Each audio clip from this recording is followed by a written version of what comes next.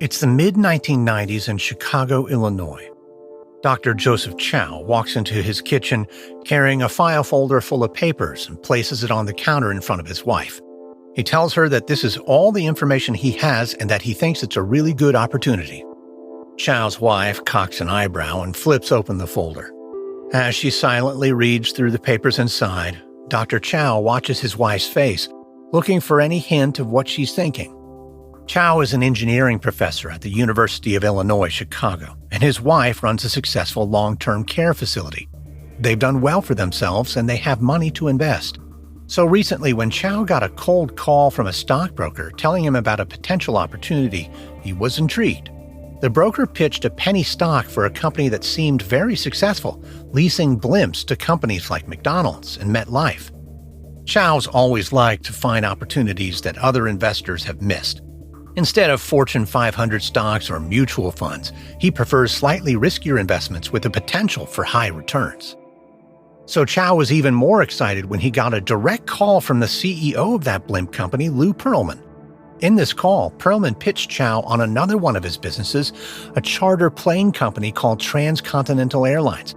He said the company wasn't public yet, but it would be soon, and Pearlman wanted to give Chow the opportunity to get in on the ground floor. He also mentioned another program called Employee Investment Savings Accounts, or ESAs, and said Chow could buy into that as well. During that phone call, Chow found himself liking Pearlman immediately. He seemed the kind of savvy and ambitious businessman Chow wants to invest in. So he asked Pearlman to send him Transcontinental's recent financial statements, as well as more information on the ESAs. Now he's sharing those statements with his wife. They all look rock solid to Chow, but he knows his wife is more cautious with investing, so he's not sure what she's going to think. And when she looks up from reviewing the brochures on the ESA, she has a look of trepidation on her face. Chow knows immediately she's not excited about this opportunity, but he's not ready to give up without a fight.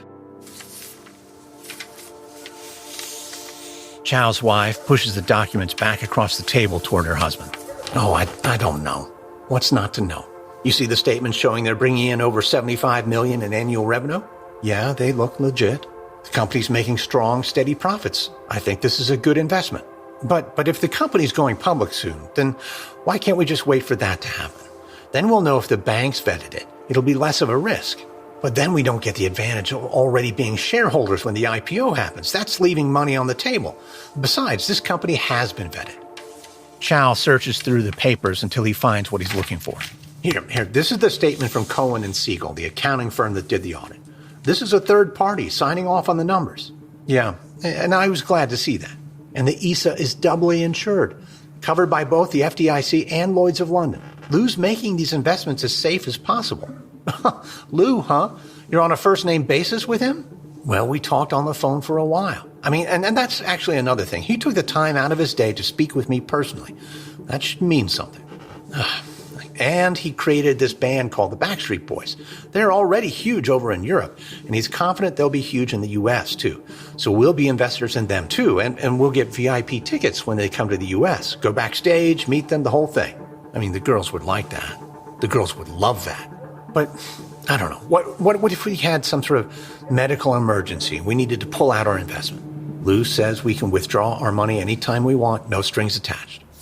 Chow takes his wife's hand in his. Honey, I know this isn't the same as buying bonds or investing in mutual funds, but it's not crazy. He's not promising the moon. The returns he's offering on the ESA are not that much higher than what you see from putting your money into a CD. And this is an opportunity to be part of a company where the CEO himself calls me personally. We'll really be a part of the Transcontinental family. And they're audited. They're fully insured. So if we're not happy, we can just take our money out. Okay.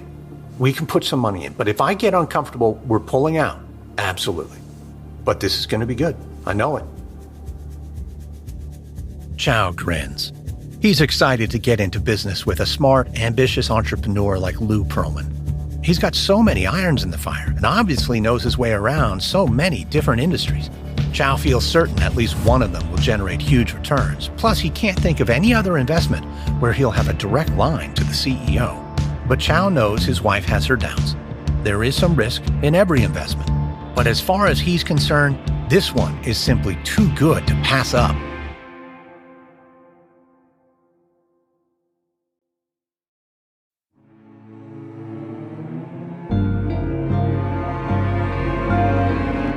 From Wondery, I'm Lindsey Graham, and this is American Scandal.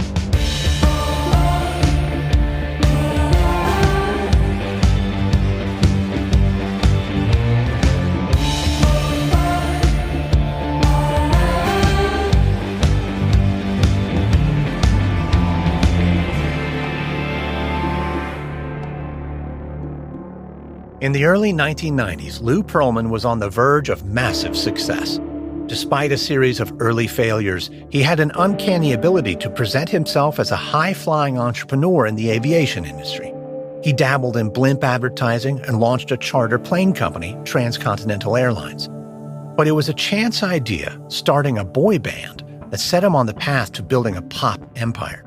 Pearlman left New York City for Orlando, Florida, and spent more than 2 years and $3 million developing an act that would become the Backstreet Boys, funding the project with money from transcontinental investors. By late 1995, his gamble was starting to pay off. The Backstreet Boys had a hit single in Europe. But for Pearlman, this was just the beginning. To solidify his reputation as a music mogul, he needed more than one successful band. He needed a rivalry. And that's exactly what he set out to create. This is episode 2, Tearin' Up My Heart. It's 1995 in Orlando, Florida. Julian Bencher walks through the doors of Transcontinental headquarters and waves hello to the receptionist before showing himself down the hall toward the office of the company's CEO, Lou Pearlman. Bencher has known Pearlman for the last 6 years, and in that time he's invested in nearly every one of Pearlman's businesses. They're close collaborators who share a daredevil attitude and a willingness to take risks. When Pearlman came to Bencher and said he wanted to start a boy band, Bencher told him to go for it. Bencher also put up about 50% of the cost of developing the band. He's not seeing a return on that investment yet, but thinks it's only a matter of time until he will. So when Pearlman told Bencher he was launching the next phase in their budding music business, Bencher was eager to hear what Pearlman had up his sleeve. Pearlman looks up from his desk with a grin on his face and offers Bencher a seat. Hey, Julian, it's good to see you. Thanks for stopping by. My pleasure. Always eager to hear what you have cooking. How's the single doing? Almost too well. It's climbing the charts in England and Germany. I think the success is starting to go to their heads. Really? How so? Well, I wrote this song, a terrific song, and I'm trying to convince the guys to record it, but they're refusing. After everything you've done for them?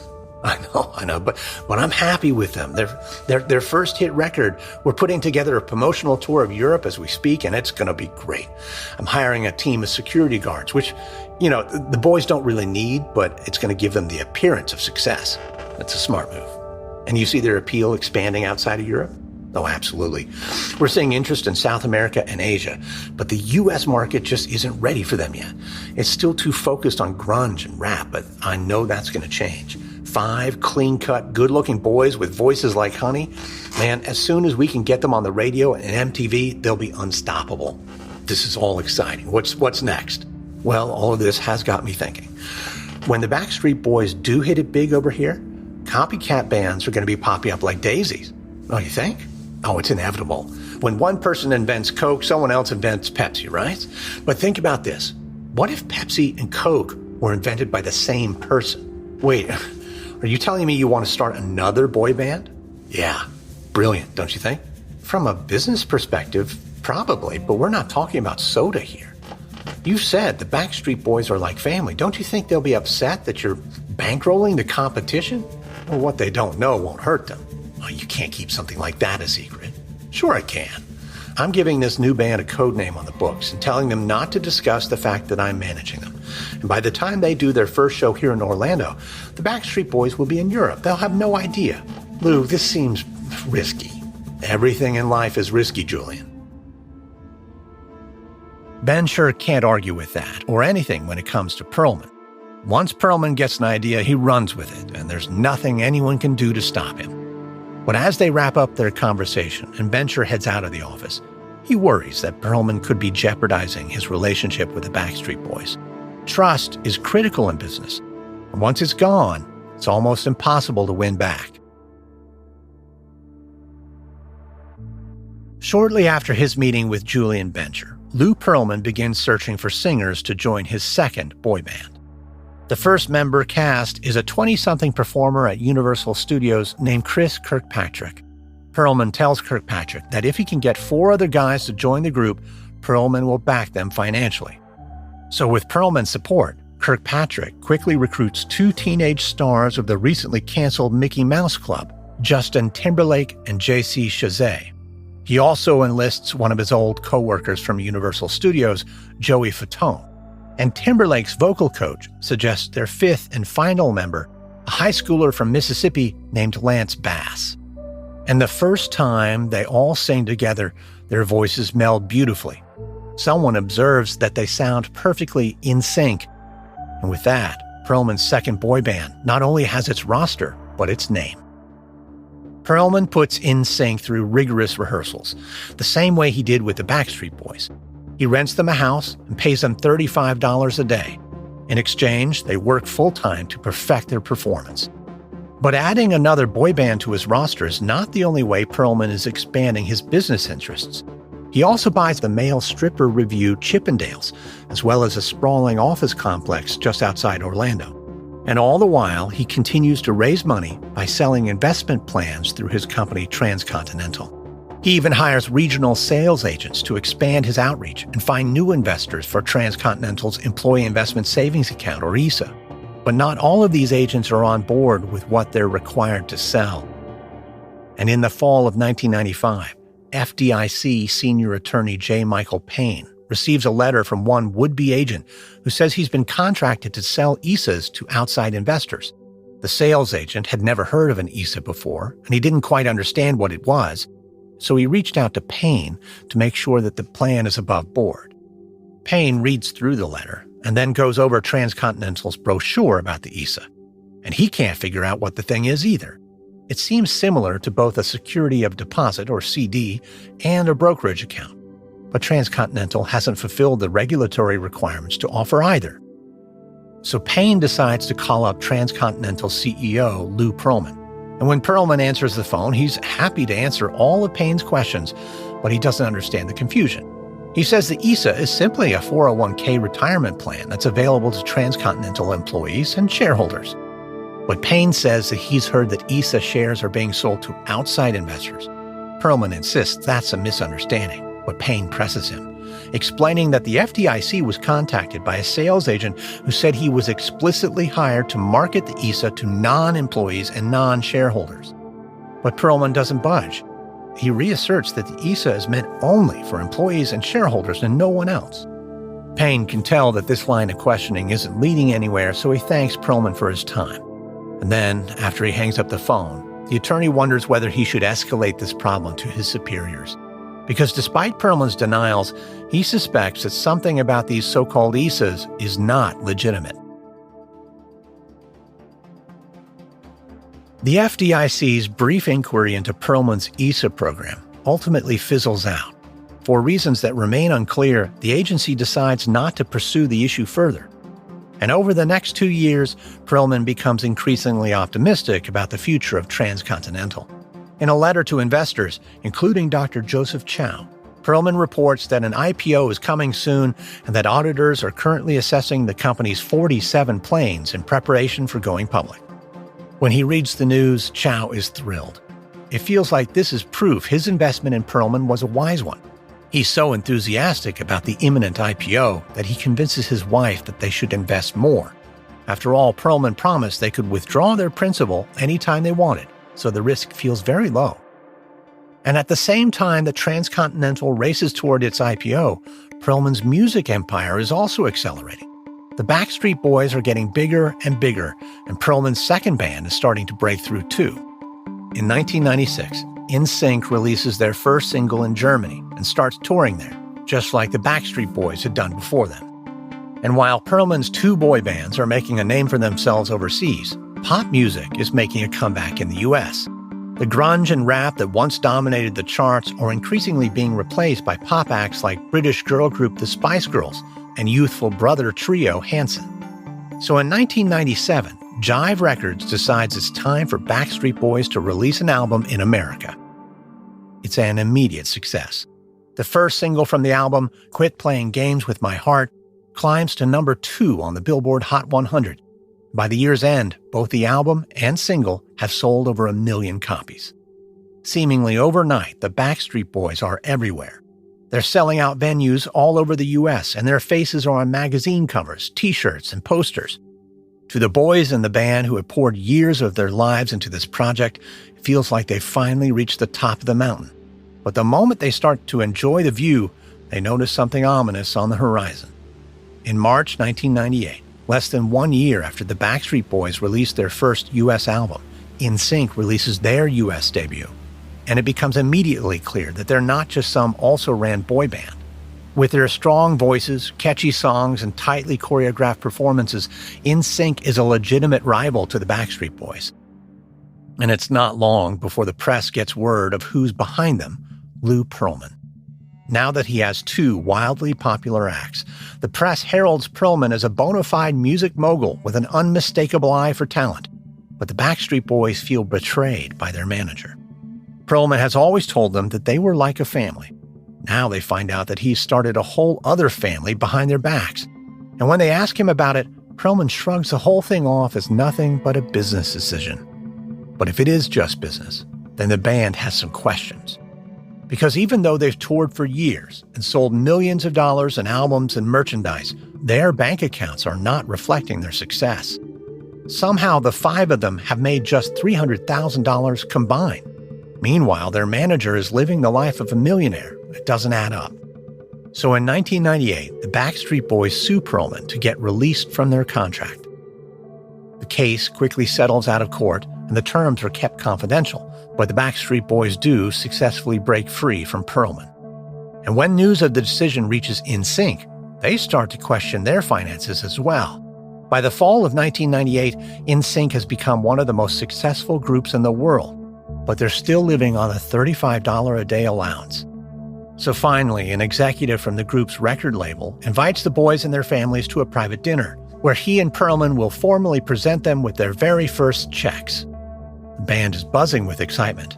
And when NSYNC member Lance Bass walks into the private room of a fancy steakhouse, he can't stop thinking about how this money is going to change his life.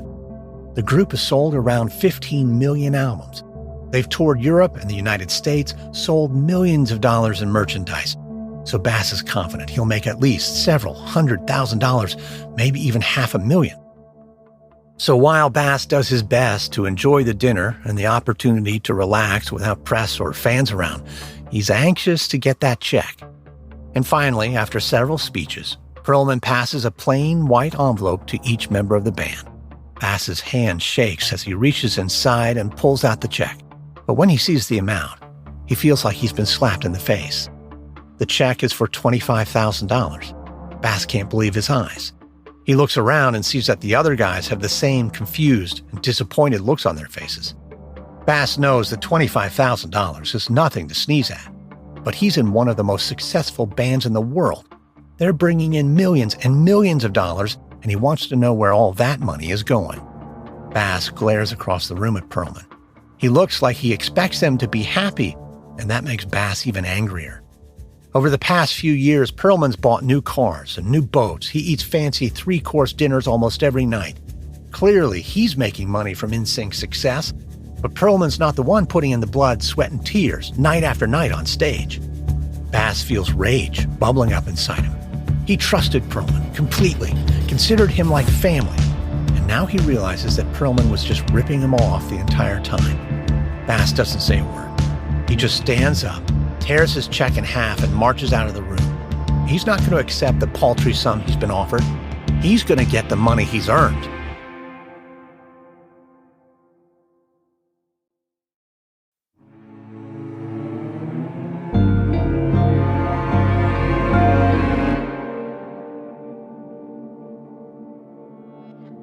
When the members of NSYNC received their first checks in November 1998, they're shocked to discover that all they've earned is $25,000 each. Based on all the hours they've put in, that's less than minimum wage. Something is not adding up, and it's time to talk to a lawyer about it. That December, group members Lance Bass and J.C. Chazet, along with their parents, get in touch with an entertainment lawyer named Adam Ritholtz. After reviewing NSYNC's contract with Pearlman, Ritholtz asks Bass, Chazet, and their parents to come into his office in Manhattan for a meeting. An assistant escorts them into a conference room, and after a few minutes, Ritholtz walks in carrying a stack of manila folders. He welcomes the group and thanks them for making the trip to New York, then suggests that they jump right into it. Ritholtz pulls out NSYNC's contract from one of the folders. All right, I'm not going to mince words. This is a terrible contract. I showed it to one of my colleagues, and they said it might be one of the worst in music history. And look, I'm not judging you for signing it. I say this only to be clear about what we're up against. So if it's okay with you, I'd like to walk you through some of the key points. So in this contract, your manager created the band as a corporation called NSYNC Incorporated. And through that company, he is essentially the sixth member of the band. Lance Bass leans forward, thankful to finally be getting some answers about what's going on. Wait, he's a member of the band? Well, legally speaking, yes. It means any money you made during touring, he got 1/6 of that right off the top. In addition, he's also taking another 20% in his capacity as your manager. So he's double dipping. Oh, it's more than that. We haven't discussed what he's taking from your publishing rights, merchandise sales, royalties, and so forth. And this isn't normal? No. A typical manager makes a straight 15 or 20%. And look, I understand he did pay for a lot when the band was starting, renting the house, paying for vocal coaches and choreographers. But look, he's paying himself back for that and much more. I'm sure there were times he took you out to meals, flew you on private planes, bought you clothes and jewelry that you probably assumed were gifts. Yeah, constantly. They weren't gifts. You were paying for all of it. That's called recoupment. And it's a standard industry practice, but not to the extent that Pearlman's been doing it. He made it seem like he did all that because he liked us. Oh, I'm sure he liked you just as much as he liked this contract. Because there's something else. According to this, Lou has the right to sign contracts on behalf of NSYNC Incorporated. So it's possible there are more deals out there that we don't even know about. I wouldn't be surprised if he set up even more ways to pay himself through Transcontinental as a consultant or some other mechanism. How do we find that out? Well, if you were to retain me as your lawyer, the first thing I would do is write a letter to Lou and demand that he turn over every single contract that NSYNC has entered into. Then we'll begin to know what we're dealing with. But let's say when we get the contracts, they're all as terrible as this one. What could we do then? Well, here's the thing. In the music industry, power changes. When you signed this contract, Lou held the power. Back then, you needed his financial resources and connections, but probably not now. Now, you're his golden goose, and if he wants to keep you, then he should be open to renegotiating and giving you a fairer deal. But that's all we really want, a fair contract. So think it over, talk amongst yourselves, talk to the other members of the band, and let me know if you want me to represent your interests. After thanking Ritholtz for his time, the families file out of the office to discuss their next steps. To Bass, though, it's a no-brainer. They should hire Ritholtz immediately and do everything they can to get rid of this terrible contract. When the other members of NSYNC learn about the terms of their contract, they're livid. They all agree to hire Adam Ritholtz as their lawyer, and he immediately gets to work. He drafts a letter to Pearlman, demanding he send over all of NSYNC's contracts, and Pearlman quickly provides them. But as Ritholtz reads through them, he's shocked by what he finds. Pearlman has arranged things so that he gets 50% of NSYNC's merchandise sales and royalties, and 100% of the publishing rights of their songs. He's even set up Transcontinental as a business consultant to NSYNC Incorporated, granting him another 10% of all the band's earnings on top of his commission as manager. Ritholtz begins the process of trying to renegotiate all of these deals, and at first, Pearlman seems to have no problem revisiting the contracts. He says he just wants the guys to be happy. But when Ritholtz starts discussing new terms, Pearlman changes his tune. He insists that he can't renegotiate anything until NSYNC delivers 4 more albums. Ritholtz pushes back, but Pearlman refuses to budge. This impasse drags on for months until finally both sides agree to a last-ditch effort to come to terms. All of the members, Pearlman and their attorneys, meet in Orlando. Ritholtz presents NSYNC's final offer to Pearlman. They'll pay him a flat commission of 25% on their total gross income until the 4 albums are delivered, no matter how long that takes. To Lance Bass, that seems very generous. But Pearlman doesn't even bother to make a counteroffer. He just tells them they're ungrateful and they'd be nothing without him. Pearlman carries on like this until finally J.C. Chasez has had enough. He stands up and walks out. The rest of the band follows suit. So with negotiations having broken down, Ritholtz starts looking for another way out of the contract. He pores over it word by word, searching for any technicality he can use to break the band out of their obligations to Pearlman. And in May of 1999, he finds something. There's a clause that says from the day NSYNC finished their first album, Transcontinental had 1 year to release it in the United States. And if Transcontinental did not, the band was free to find their own American label. Pearlman had found a label for the album within that time, but that label had not released the album in the US within a year of NSYNC finishing it, in large part because Pearlman had wanted the Backstreet Boys' US album to come out first. So Ritholtz sends a letter to Transcontinental explaining that by postponing the release of NSYNC's first US album, the company had breached its contract with the group, effectively nullifying the whole thing. And with this letter, NSYNC consider themselves free and clear of Lou Pearlman. In September, the band signs with Jive Records, the Backstreet Boys label. But 3 weeks later, they're sued by Pearlman. Pearlman claims that he did uphold the terms of their contract and therefore it's still valid. In his view, NSYNC have no right to sign with Jive, and he requests an injunction to prevent Jive from releasing NSYNC's next album until his suit against them is resolved. So in November 1999, the entire band shows up to a hearing in an Orlando courthouse to see how the judge responds. They all don suits and ties, and outside, fans have gathered to show their support for the group. They hold up signs and scream that they're on the band's side. But Lance Bass is nervous. He knows there's a real chance that the judge will rule against them. And if that happens, the band has to come to a decision. Rather than be forced to continue working with Pearlman, they might have to break up. For Bass, it feels like his entire career is on the line. He loves NSYNC and wants to keep making music with the other guys. So the band members enter the courtroom with their families and file into the first row of the seats, anxious and hoping for good news. From the defense table, Adam Ritholtz nods at them, while just a few feet away, Lou Pearlman sits with his lawyer at the plaintiff's table. Everyone rises as Judge Ann Conway enters the courtroom. She tells the court to be seated and then kicks off the hearing. Pearlman's lawyer starts first. He argues that NSYNC infringed upon Transcontinental's trademark and breached their contractual obligations by signing a new contract.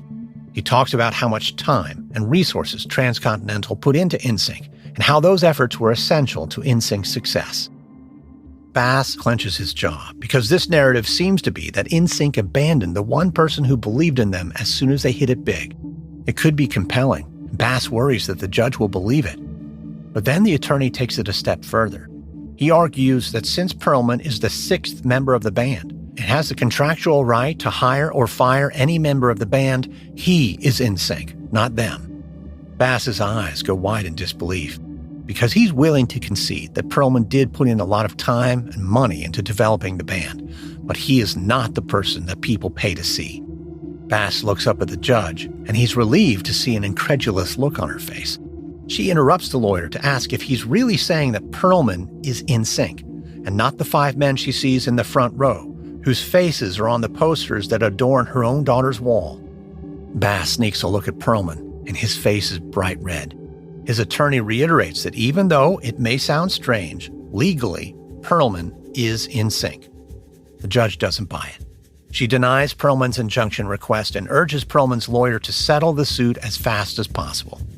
Bass breaks into a huge grin. His mom grabs his hand and squeezes, tears of joy in her eyes. The other guys are beaming too. With this injunction denied, they can release their new album and finally earn the money they deserve. It's been a year since Bass tore up that paltry royalty check. Now, at last, he and the other members of NSYNC are finally free of Lou Pearlman. Bass just hopes that all the media attention around this case means that Pearlman's days of preying on young singers and their dreams of pop stardom are over for good.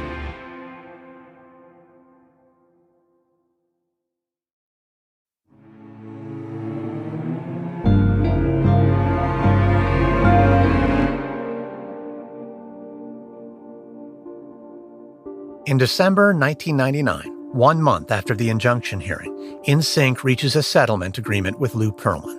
The details have never been disclosed, but Pearlman is assumed to have received a large sum of money to release NSYNC from their contract.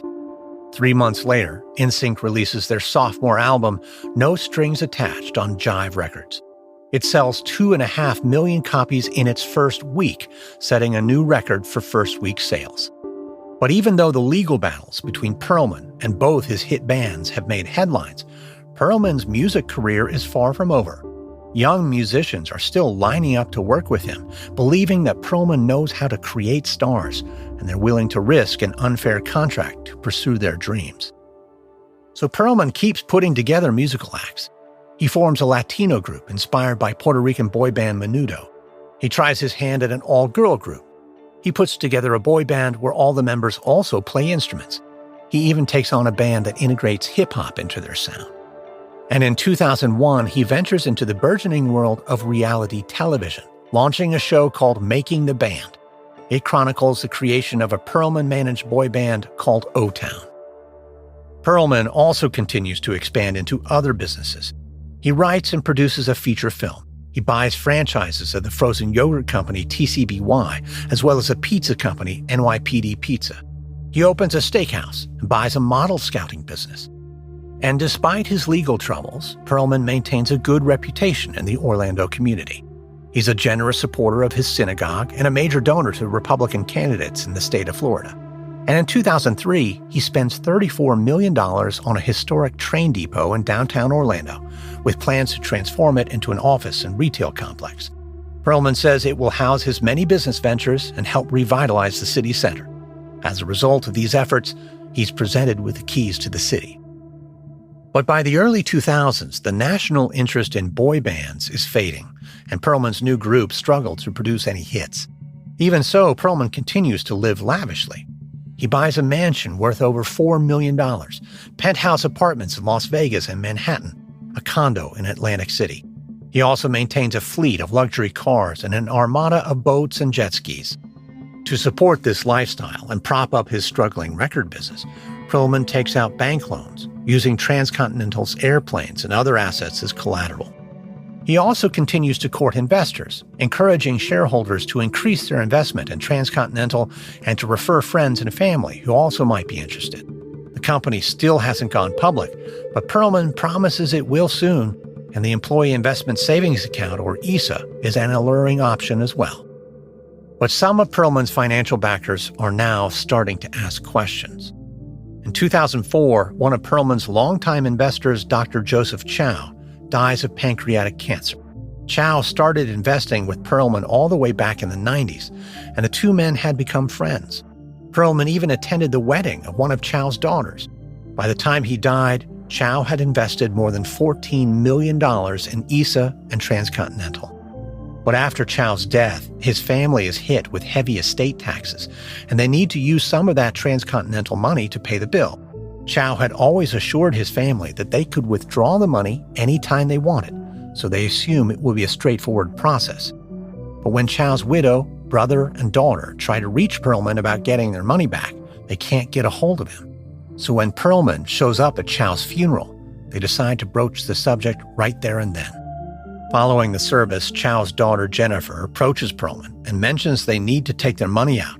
She also points out that several of the loans Chow made to Pearlman are now past due. Pearlman tells her not to worry. He reiterates that they can take the money out of their ESA account whenever they want and promises to pay back the loans right away. But in the weeks following the funeral, Pearlman doesn't pay back the loans or give them access to the ESA money. Hoping to resolve the issue as soon as possible, Jennifer asks her uncle to call Pearlman and demand that he pay up. Yeah, Lou Pearlman speaking. Mr. Pearlman, this is Dr. Joseph Chow's brother. Oh, I'm very sorry for your loss. Thank you. I know you've been in touch with my niece Jennifer. She contacted you about repaying the money my brother loaned to you over the years?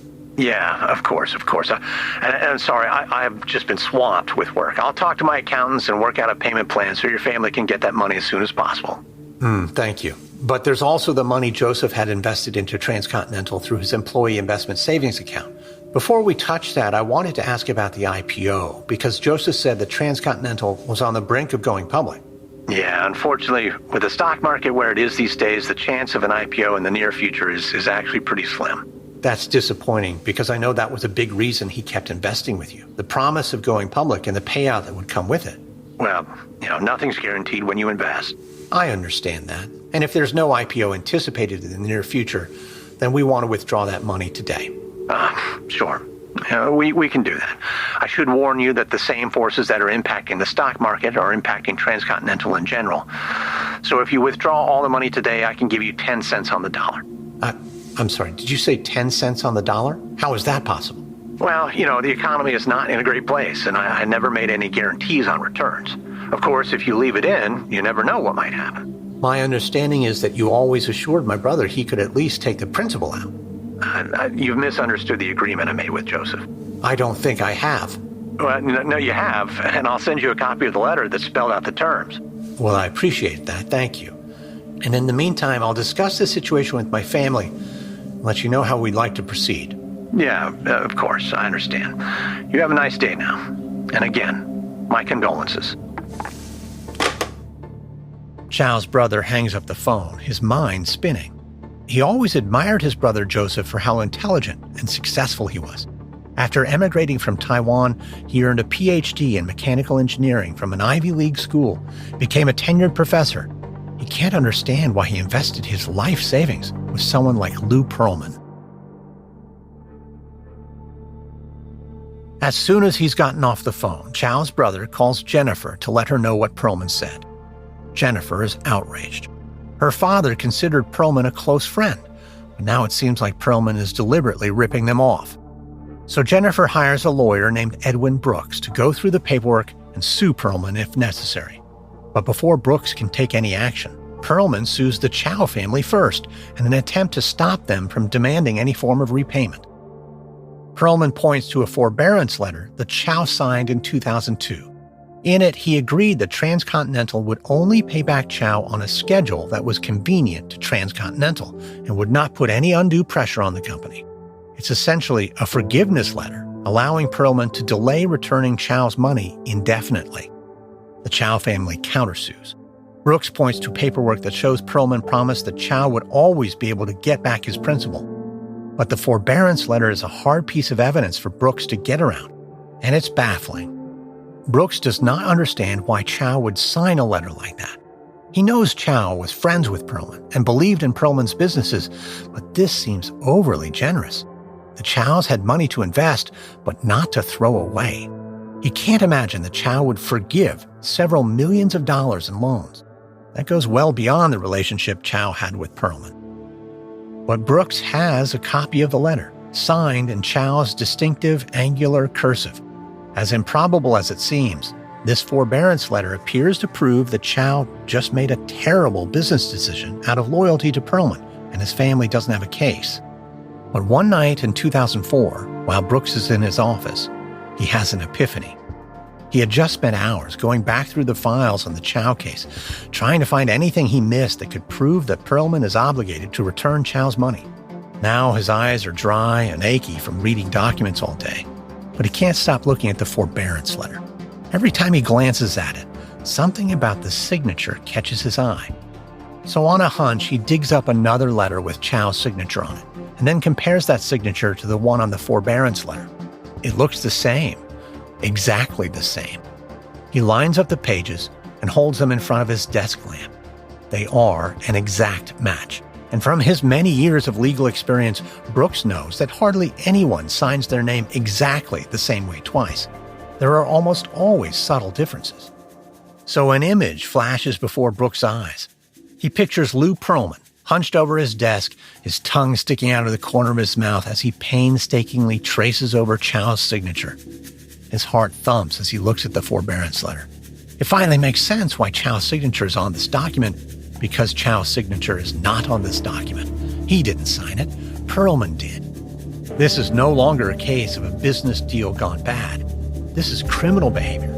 But Brooks is going to have to prove beyond a shadow of a doubt that Pearlman committed fraud. And that is easier said than done.